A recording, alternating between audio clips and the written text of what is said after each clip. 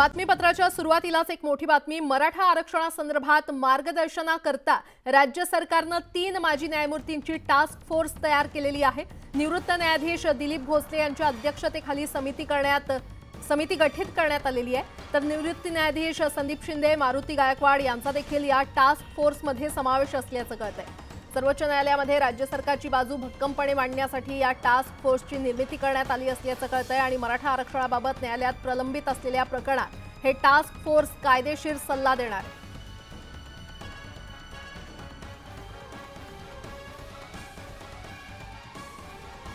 आणि आता बातमीपत्रामध्ये पाहणार आहोत प्रत्येक जिल्ह्यातली बातमी वेगवान स्वरूपात। बातमी 36 जिल्ह्यांची या बुलेटिनमध्ये सुरुवात करूयात। आम्ही ओबीसीच आहोत, मग ओबीसी आरक्षणाला धक्का कसा लागेल असा सवाल जरांगे पाटलांनी उपस्थित केलाय। ओबीसी नेत्यांनी सरकारवर दबाव निर्माण केला आणि त्यांच्यामुळेच मराठा समाजाचं 40 वर्ष वाटोळं झालं असा आरोपही जरांगेंनी केलाय। 24 डिसेंबरपर्यंत मराठा ओबीसी मध्येच याचे पुरावे सापडले असून आम्हाला आरक्षण दिल्यानं ओबीसी संपणार नाही असं देखील ते म्हणाले। राज्यात जनगणना करून लोकसंख्येप्रमाणे आरक्षण द्या अशी मागणी उदयनराजे भोसले यांनी केली आहे। जोपर्यंत जनगणना होत नाही तोपर्यंत निवडणूक घेऊ नका असंही ते म्हटले। यापुढे आरक्षणावरून मराठा समाजात आत्महत्या झाल्या तर सरकार जबाबदार असेल असा इशारा त्यांनी दिला। मराठा आंदोलनाच्या दरम्यान बीडमध्ये झालेल्या दंगलीमध्ये राष्ट्रवादी काँग्रेसचे कार्यालय आणि आमदार संदीप क्षीरसागर यांचं घर जाळण्यात आलं होतं। आता त्याच जळालेल्या कार्यालयात यंदाची दिवाळी साजरी करण्याचा निर्णय रोहित पवार आणि संदीप क्षीरसागर या 2 युवा आमदारांनी घेतलेला आहे। भाजप नेत्या पंकजा मुंडे यांनी बीडमधील आमदार प्रकाश सोळुंके आणि त्यांचे बंधू धैर्यशील सोळुंके यांच्या घराची पाहणी केली। जालन्यातील लाठीचार्ज आणि बीडमधील घटनेची एसआयटी चौकशी करावी अशी मागणी त्यांनी केली। जातीजातीमध्ये भांडणं लावण्याचा प्रयत्न सुरू असल्याची टीका देखील त्यांनी केली। मराठा आणि धनगर समाजाला आरक्षण देण्याची जबाबदारी केंद्र सरकारची आहे। राज्य सरकारने यासंदर्भात पुन्हा ठराव करून केंद्राकडे पाठवावा। अधिवेशनात यासंदर्भातला ठराव करावा। फक्त न्यायालयाच्या निर्णयावर विसंबून राहून चालणार नाही असं मत खासदार विनायक राऊत यांनी व्यक्त केलं। ओबीसीमध्ये असलेल्यांना बाहेर ढकलण्याचं काम सुरू असल्याचा आरोप मंत्री छगन भुजबळ यांनी केला आहे। ज्यांना आरक्षण देऊ शकत नाही त्यांना प्रमाणपत्र दिलं जात आहे। मराठा आरक्षणाला आमचा विरोध नाही, मात्र मराठ्यांना वेगळं आरक्षण द्या, ओबीसीमधून नको असा पुनरुच्चार भुजबळ यांनी केला। मंत्री छगन भुजबळ यांनी मराठा समाजाच्या विरोधात केलेल्या वक्तव्याचा कोल्हापुरातील सकल मराठा समाजाच्या वतीनं निषेध करण्यात आला। दसरा चौकात शंखनाद करत छगन भुजबळ यांच्या विरोधात जोरदार घोषणाबाजी करण्यात आली। मराठा आरक्षणासंदर्भात छगन भुजबळांनी वक्तव्य केल्यानंतर मराठा समाज आक्रमक झाला आहे। परभणीतील मराठा समाजानं भुजबळांच्या राजीनाम्याची मागणी केलेली आहे। भुजबळ जाणीवपूर्वक मराठा समाजाला टार्गेट करत असल्याचा आरोप यावेळी करण्यात आला। सोलापूरच्या अक्कलकोट तालुक्यात अवकाळी पावसानं हजेरी लावली आणि त्यामुळे दिवाळी खरेदीसाठी बाहेर पडलेल्या नागरिकांची एकच तारांबळ उडाली।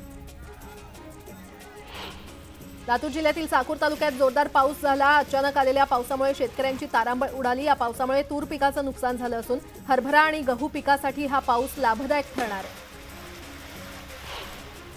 सांगली जिल्ह्यात मेघगर्जनेसह झालेल्या अवकाळी पावसाचा द्राक्ष आणि डाळिंब बागांना सर्वाधिक फटका बसलेला आहे। जोरदार झालेल्या पावसामुळे ऊस तोडणी थांबल्या असून साखर कारखान्यांचं गाळप ठप्प झालेले आहेत आणि या पावसामुळे रब्बी पिकांना मात्र दिलासा मिळाला असला तरी सांगली, मिरज, तासगाव तसंच वाळवा तालुक्यातील कुरळप या परिसराला पावसानं चांगलंच झोडपून काढलं। अरबी समुद्रात कमी दाबाचा पट्टा निर्माण झाला आहे। ढगांच्या गडगडाटासह सिंधुदुर्गात पावसानं हजेरी लावलेली आहे। काही ठिकाणी संततधार तर काही ठिकाणी मुसळधार पाऊस कोसळत असल्यानं बळीराजाच्या चिंतेत भर पडली आहे। हातातोंडाशी आलेलं भात पीक वाया जाण्याची भीती असल्यानं शेतकरी चिंतेत आहेत। तर पुढील 4 ते 5 दिवस जिल्ह्यात पाऊस पडण्याची शक्यता हवामान खात्यानं वर्तवली आहे।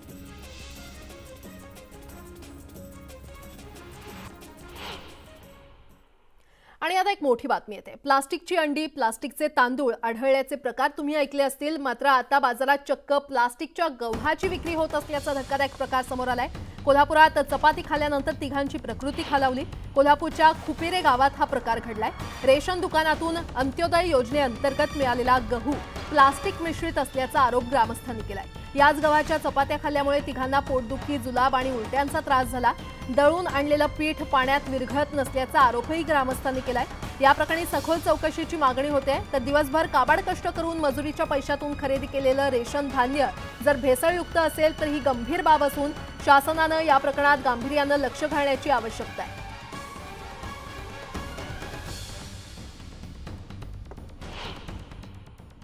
आम्ही घरी चपाती कणिक मळून ठेवली। कणिक मळून झाल्यानंतर चपाती लाटायला घेतली होती। लाटायला घेतल्यानंतर ती चपाती पूर्ण आकसत होती, म्हणजे पसरत नव्हती ती। त्याच्यानंतर लक्षात आलं की आपल्या बाबा ह्या चपातीच्या पिठात काहीतरी प्लॅस्टिक वगैरे मिक्स असणार, आपण ते धुवून बघूया. त्याच्यानंतर ते धुवून बघितलं पीठ. धुतल्यानंतर ते खाली पीठ आहे ते खाली जात होतं आणि जे प्लॅस्टिक आहे ते माझ्या हातातच राहिलं होतं, वरतीच राहत होतं ते. त्याच्यानंतर लक्षात आलं की बाबा हे गव्हामध्ये प्लॅस्टिक मिक्स आहे. आणि आता पुन्हा एकदा बातम्या पाहूयात वेगवान स्वरूपात. राज्यातील शेतकऱ्यांना दिवाळीपूर्वी सरकारनं दिलासा दिलेला आहे. राज्यातील नुकसानग्रस्त शेतकऱ्यांना अग्रिम पीक विमा दिला जाणार आहे. पहिल्या टप्प्यात 35 लाख शेतकऱ्यांना 1700 कोटींची रक्कम मिळणार आहे. बहुतांश शेतकऱ्यांच्या खात्यात दिवाळीपूर्वीच रक्कम जमा केली जाणार आहे. बुलढाण्याच्या जानोरी गावात भीषण पाणी टंचाई निर्माण झालेली आहे. त्यामुळे संतप्त नागरिकांनी सरपंचाच्या घरासमोर आंदोलन करत पाणीपुरवठा सुरळीत करण्याची मागणी केली. मात्र ग्रामपंचायत प्रशासनानं दखल न घेतल्यानं पंचायत समितीच्या गटविकास अधिकाऱ्यांच्या कार्यालयासमोर ठिय्या आंदोलन करत नागरिकांनी प्रशासनाचं लक्ष वेधलं. पंढरपूरमध्ये श्री विठ्ठल रुक्मिणी मंदिर समितीच्या बैठकीत सकल मराठा समाजानं घोषणाबाजी केली आहे. कार्तिकी यात्रेच्या पार्श्वभूमीवर मंदिर समितीची बैठक आयोजित केली होती.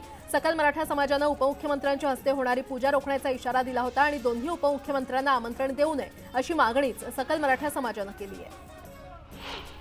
मराठा समाजाच्या इशाऱ्यानंतर पंढरपूर मंदिर समिती बॅकफूटवर गेलेली आहे. मराठा समाजाच्या इशाऱ्याबाबत विधी व न्याय खात्याला कळवण्यात येईल. शासनाकडून येणाऱ्या सूचनेनुसार निर्णय घेतला जाईल अशी स्पष्ट भूमिका मंदिर समितीचे सहअध्यक्ष हभप गहिनीनाथ महाराज औसेकर यांनी केलेली आहे.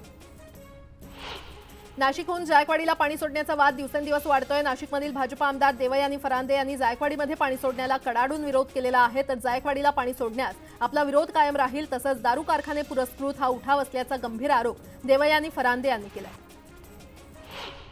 नागपूर जिल्ह्यातील पेंच व्याघ्र प्रकल्पातील T65 ही वाघीण आपल्या 3 बछड्यांसोबत खेळतानाचा व्हिडिओ समाज माध्यमांवर व्हायरल झालेला आहे. वाघिणीचे हे तिन्ही बछडे आपल्या आईच्या खांद्यावर खेळत असल्याचा हा व्हिडिओ व्हायरल झालेला आहे. रेंज फॉरेस्ट ऑफिसर अभिजित इलंकर यांनी हा व्हिडिओ टिपलेला आहे. शासनानं जाहीर केलेल्या दुष्काळी तालुक्याच्या यादीतून नवापूरचं नाव वगळण्यात आलेलं आहे आणि त्यामुळे काँग्रेसनं आंदोलन केलं. तालुक्यातील अनेक मंडळांची आणेवारी 50% खाली असल्याचं सांगत दुष्काळ घोषित न केल्यास तीव्र आंदोलनाचा इशारा देण्यात आलाय. उसाला 2900 रुपयांचा भाव मिळावा या मागणीसाठी स्वाभिमानी शेतकरी संघटनेच्या वतीनं नंदुरबारच्या प्रकाशा इथे ऊस रोको आंदोलन करण्यात आलं. कारखान्याकडे जाणारे ऊसाचे सर्व ट्रॅक्टर रोखून धरण्यात आले. अमरावतीमध्ये आरोग्य कंत्राटी कर्मचाऱ्यांच्या आंदोलनाला 15 दिवस झाले आहेत. नोकरीमध्ये कायम करण्याच्या मागणीसाठी आरोग्य किट घालून आंदोलन करण्यात आलं.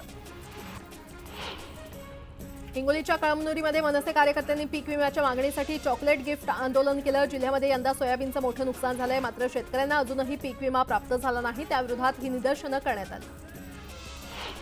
पीक विम्याच्या मागणीसाठी अकोला जिल्हाधिकारी कार्यालयासमोर आमरण उपोषण सुरू करण्यात आलं. मात्र सरकारनं दखल न घेतल्यानं उपोषण मंडपात दिंडीनाद करण्यात आला. जर पीक विमा मिळाला नाही तर कृषी विभागाचं ऑफिस फोडण्याचा इशारा यावेळी देण्यात आला. जुनी पेन्शन योजना लागू करावी आणि अन्य प्रलंबित मागण्या पूर्ण कराव्यात या मागण्यांसाठी राज्य सरकारी कर्मचारी संघटनेच्या वतीनं जिल्हाधिकारी कार्यालयावर मोर्चा काढण्यात आला. मागण्या मान्य न झाल्यास येत्या 14 डिसेंबरपासून संप पुकारण्याचा इशारा आंदोलकांनी दिला. राज्यात ओबीसींची जातनिहाय जनगणना करण्याची मागणी नांदेड येथील ओबीसी वकील संघानं केलेली आहे. तसंच ओबीसी आरक्षणामध्ये इतर कोणत्याही जातीचा समावेश करू नये अशी भूमिका ओबीसी वकील संघानं घेतली आहे. जुन्या पेन्शन योजनेच्या मागणीसाठी जिल्हा परिषद शाळेतील शिक्षक आणि शिक्षकेतर कर्मचाऱ्यांनी अहमदनगर जिल्हाधिकारी कार्यालयावर मोर्चा काढला. जर मागणी मान्य झाली नाही तर राज्यभरातील कर्मचाऱ्यांच्या वतीनं सामूहिक संप पुकारण्याचा इशारा देण्यात आला.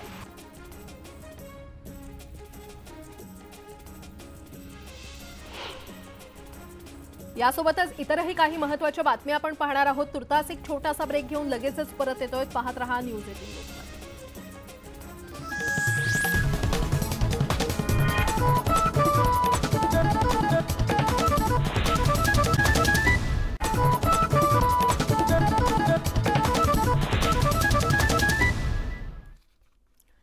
ब्रेकनंतर आपलं पुन्हा एकदा स्वागत. उर्वरित बातम्या पाहूयात. गावठी पिस्तूलसह 46 काडतुसं बाळगणाऱ्या तरुणाला चिपळूण पोलिसांनी ताब्यात घेतलंय. हा तरुण उत्तर प्रदेशमधील असल्याची माहिती मिळते. पोलीस या प्रकरणी अधिक तपास करतायत. लातूर जिल्ह्यातील उदगीर येथील अक्षरनंदन शाळेतील शालेय पोषण आहारातील धान्यामध्ये फेरफार करून धान्य विकण्यासाठी काळ्या बाजारात घेऊन जाणाऱ्या टेम्पोला शिवसेनेच्या कार्यकर्त्यांनी अडवलं. या प्रकरणी उदगीर ग्रामीण पोलीस ठाण्यात गुन्हा दाखल करण्यात आला असून दोषींवर कारवाईची मागणी होती. वाशिम जिल्ह्यातील आसेगाव पेन आरोग्यवर्धिनी उपकेंद्रात आरोग्य कर्मचारी नसल्यानं गरोदर महिलेची रस्त्यातच प्रसूती झाल्याचा प्रकार समोर आलाय। यामुळे आरोग्य विभागाच्या कार्यप्रणालीवर प्रश्नचिन्ह उपस्थित केलं जातंय। कंत्राटी अधिकारी आणि कर्मचाऱ्यांचं आंदोलन सुरू असल्यानं उपकेंद्रात एकही अधिकारी कर्मचारी उपस्थित नव्हता आणि त्यामुळे महिलेला प्रसूतीसाठी दुसऱ्या रुग्णालयामध्ये नेताना तिची रस्त्यातच प्रसूती झाली। छत्रपती संभाजीनगर जिल्ह्यातील कांचनवाडी येथील प्राथमिक शाळेत पहिलीच्या विद्यार्थ्यानं शाळेत कटर आणून दहशत माजवण्याचा प्रयत्न केला। या घटनेनंतर शिक्षकानं या विद्यार्थ्याला मारहाण केल्यानं शिक्षकावर निलंबनाची कारवाई करण्यात आली आहे। जळगावच्या मुक्ताईनगर तालुक्यातील चिंचखेडा फाट्याजवळ दरोडा टाकण्याच्या तयारीमध्ये असलेल्या चौघांना मुक्ताईनगर पोलिसांनी अटक केली आहे। आरोपीकडून पोलिसांनी 4,50,000चा मुद्देमाल जप्त केला आहे। या बातम्यांसह या बुलेटिनमध्ये वेळ झाली इथेच थांबण्याची। मात्र ताज्या घडामोडींसाठी पाहत रहा न्यूज 18 लोकमत।